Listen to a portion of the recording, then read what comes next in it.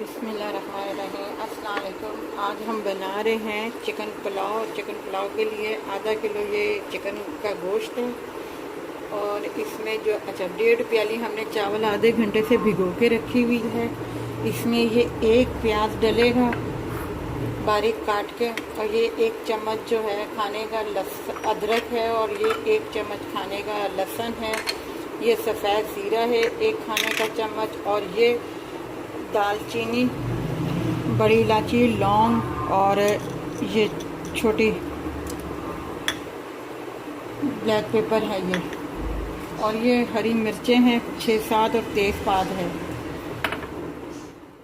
ये हमने 1 प्याज काट दिया, और ये 1 प्याली ऑयल की हमने इसमें डाल के प्याज को हमने ब्राउन। ये देखिए हमारे प्याज और ब्राउन हो गए हैं। हम हल्का सा पानी इसमें डालेंगे बिल्कुल ताकि कलर आ जाए इसका।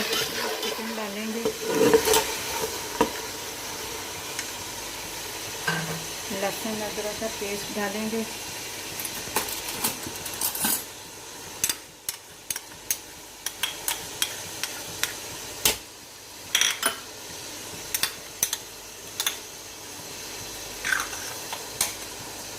और ये साबुत गरम मसाला डालेंगे,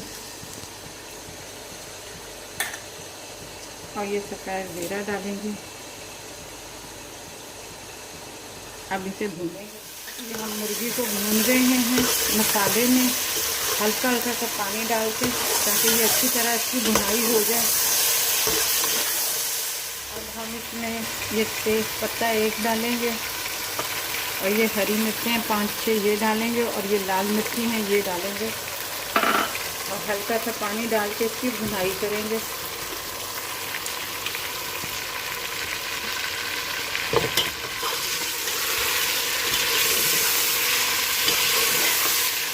देखिए हमने इसकी भुनाई कर दी है 10 मिनट तक।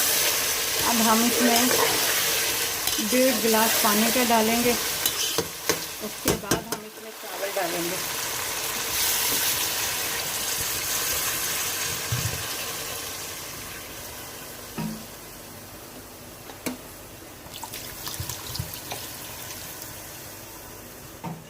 हमने पानी का इसमें डाल दिया है।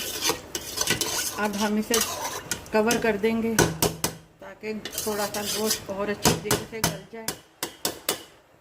अब हम इसमें नमक डालेंगे। 1.5 प्याली चावल है, और ये अपना इसी पानी में अपना ये पकेंगे, तो इसलिए हम नमक ज़्यादा नहीं डालेंगे।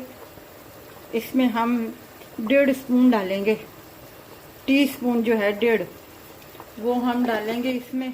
गोश्त हमारा गल गया है। अब हम इसमें ये जो चावल हैं ये इसमें शामिल कर देंगे, और दरमियानी आंच पे आप लोगों ने पकाना है इसे।